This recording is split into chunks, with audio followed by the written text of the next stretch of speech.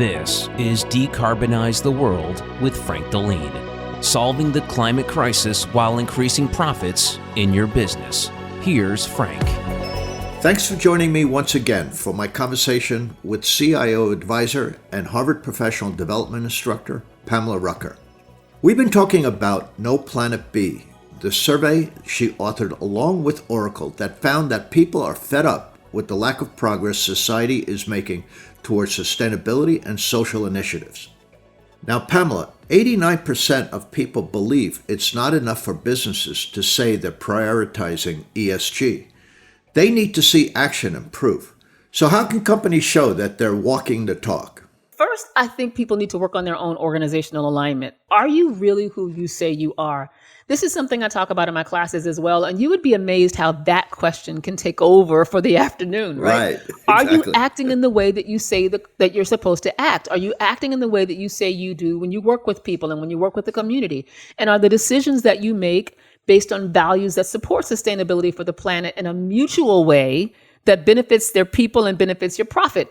And so this one alone, if you just start there, you're going to find a lot of people both inside and out of your company who will want to be part of that conversation, because you have this image, but is the image of who you are the image of what you want to be? And are people seeing you the way you actually are? Second, I think they need to take advantage of emerging technologies that really can increase their capabilities and their insight. So technologies like AI can help them see their data in new ways, and it can help them use their people in new ways too. And so using people and data and ecosystems in new ways will give them a competitive advantage while it also saves the planet. But then third, I think they need to realize that people that buy from them and work for them want something different than they wanted in the past, as I said before. So recognize that ESG is part of the job. And so if you're in this tight battle, pay attention to that emotional and functional need of your customers and the emotional and functional need of your employees. I think that's important because I think a lot of organizations, if they take action, we saw in the research that if they're able to take action and able to clearly demonstrate the progress that they're making on environmental and social issues, then 80% of people said that, look, I would be willing to spend more money with you. I'd be willing to invest in you more. I'd be willing to work for you more. So it's going to be walking the walk by showing what you're doing, not really giving people lip service anymore, but being able to actually demonstrate this is what I'm doing, not just, at the top level, branding level, but every day in the way that my people work and the way that I have partnerships and the people that I hire and the projects that I prioritize, that this is something we really firmly believe, not somewhere buried deep down in an arbitrary mission.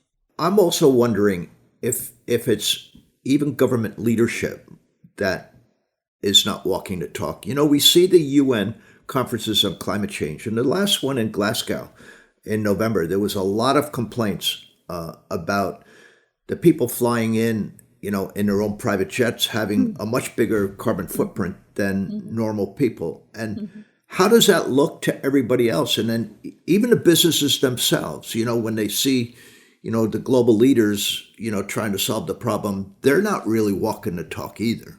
Yeah, and I agree with you. I think that we need to go from the we to the me. I mean, from the me to the we, the other way, right? So we think of me all the time, but we need to go to the we. And that example you gave is great, right? I'm here to talk about sustainability while I burn an amazing carbon footprint, right?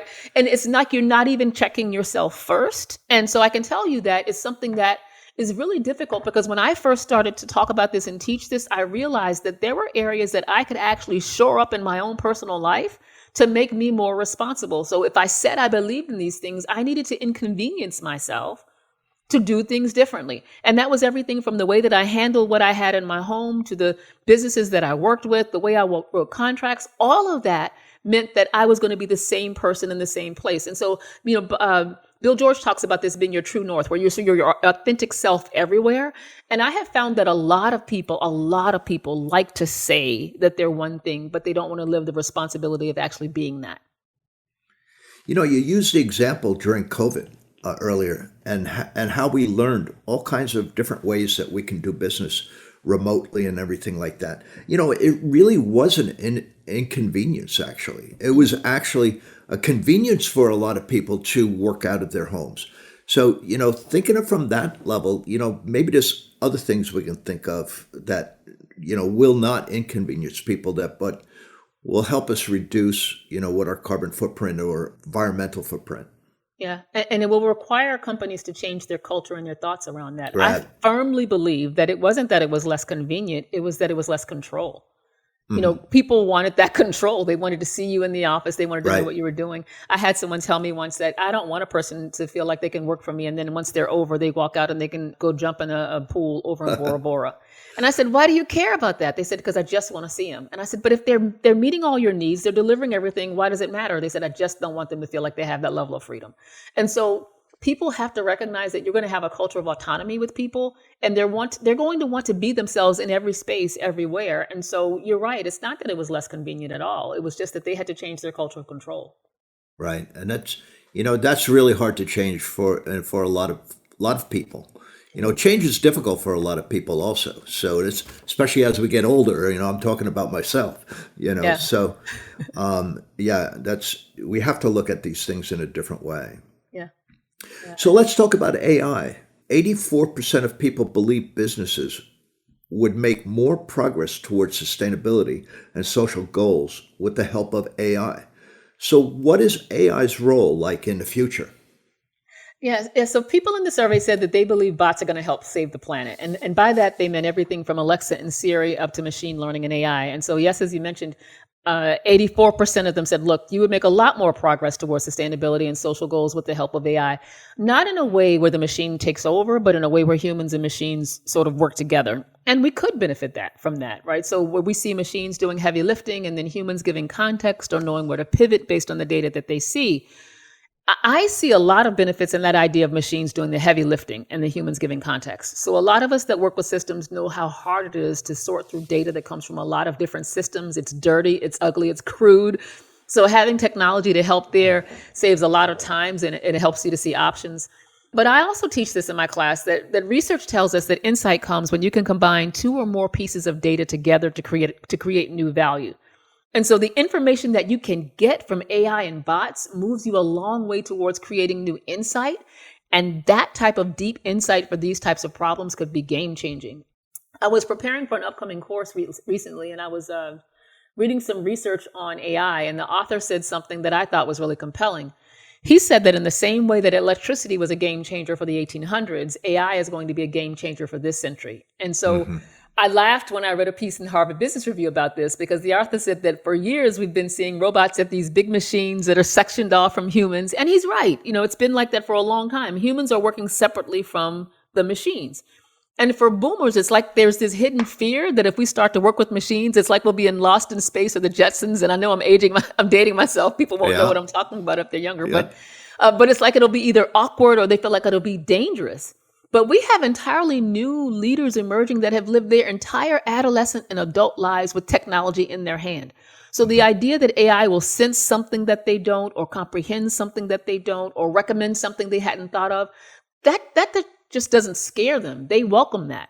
So AI is going to change the way that we work so that a lot of the things we do manually today will be done autonomously in the future. And that's going to give us options. It won't take over our abilities from us. It will just assist or augment those abilities. And so a lot of the repetitive things we do and we call drudgery today just won't be there tomorrow.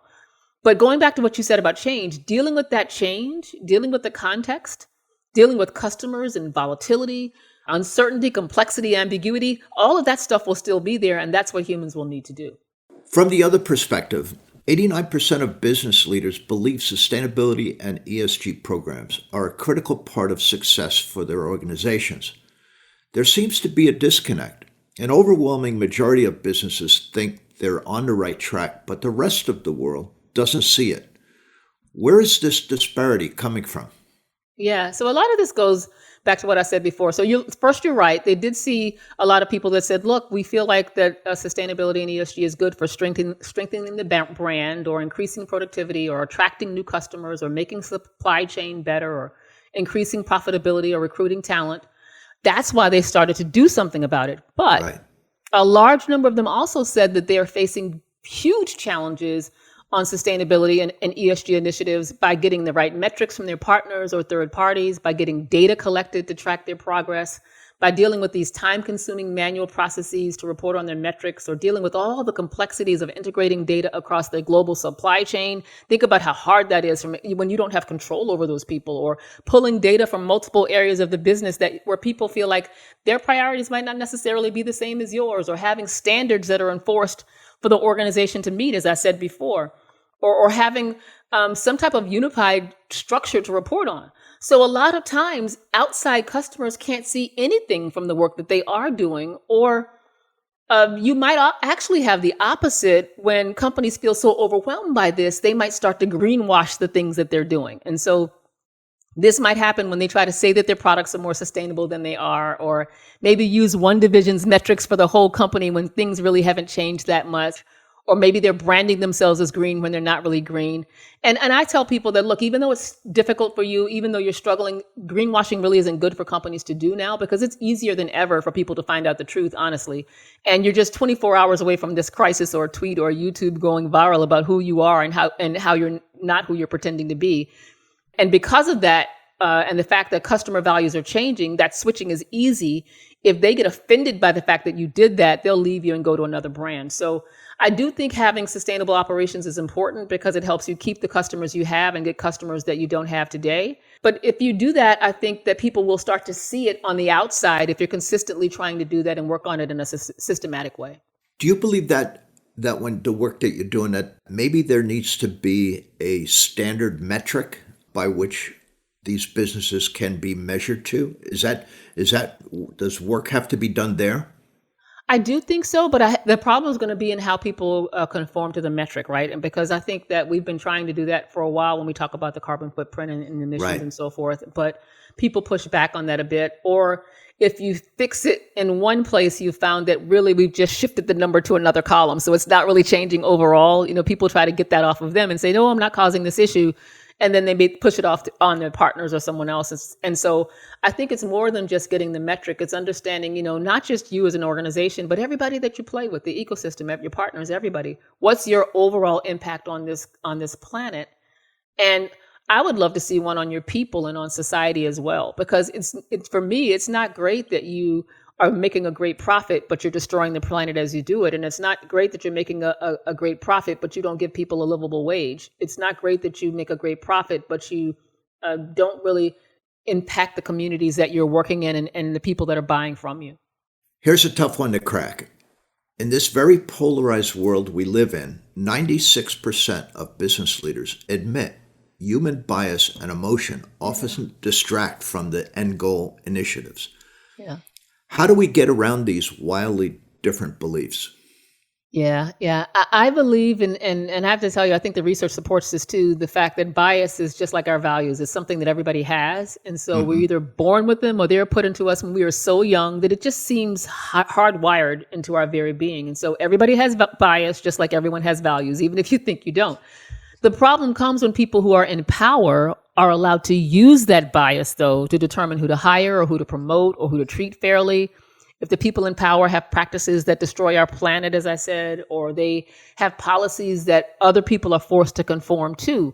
And so some people have conscious bias and they need laws and rules to make them behave properly. But I have found that other people still have unconscious bias and they need training to help them be aware of how they might be treating on people fairly or how they might be ruining the planet because they feel so strongly about their own unique sets of values that they don't see that. So the research tells us that our minds are stubborn, that we believe what we believe. There's nothing wrong with me. It's the other guy that has problems. But that doesn't mean that we should be allowed to make decisions that impact people, profit, and planet based on our own personal beliefs. So in the study, we saw people said that they would trust a bot over a human to make sustainability and social decisions. And it's because they believe that bots are better at collecting different types of data without being overwhelmed and making mistakes. They're better at making these rational and unbiased decisions that aren't based on where they came from or what they thought or what someone told them. They're better at predicting these future outcomes based on metrics or taking a genuine look at past performance that's not emotional and saying, okay, what should we do in the future? They feel like the bots are good at identifying new ways to tackle issues or coming up with the steps that you might need to take to meet the goals that you've set. And that is why systems are so useful, because they can help us level the playing field and get around some of those beliefs so that the day-to-day corporate work isn't based on people's individual beliefs. They can help companies keep these promises that they make so they don't intentionally or unintentionally break them.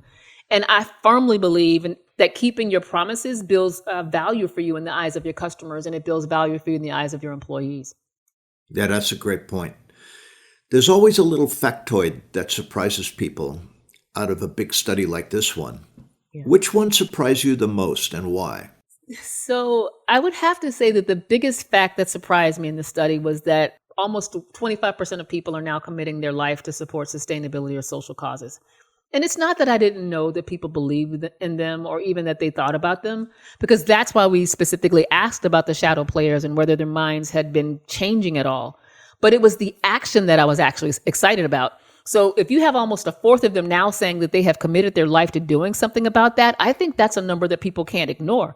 Because if you look at how things will play out with work and life over the next 20, 30, 40, 50 years, what happens tomorrow if 1 out of 4 people have committed their life to changing things today? So I can't imagine the ripple effect that that's going to have on life and society as we know it. Because I think sometimes you spend so much time pushing and fighting that you forget to stop and celebrate the win. And I really do think this is a big win. So moving from thoughts to action, not just in what you buy or in what you say, but what you've chosen to do with your life is monumental. And I really think we should all recognize that. Yeah, this was, to me, a fascinating discussion. I want to thank you for being on. I learned a lot, and I hope our listeners also will learn a lot. Thank you very much. Thank you for having me. You're welcome. Her name is Pamela Rucker, and that's it for another episode of Decarbonizing the World.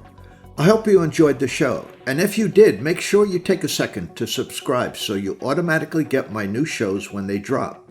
Also, if you have a minute, I'd love if you left me a review so more folks like yourself can discover the show.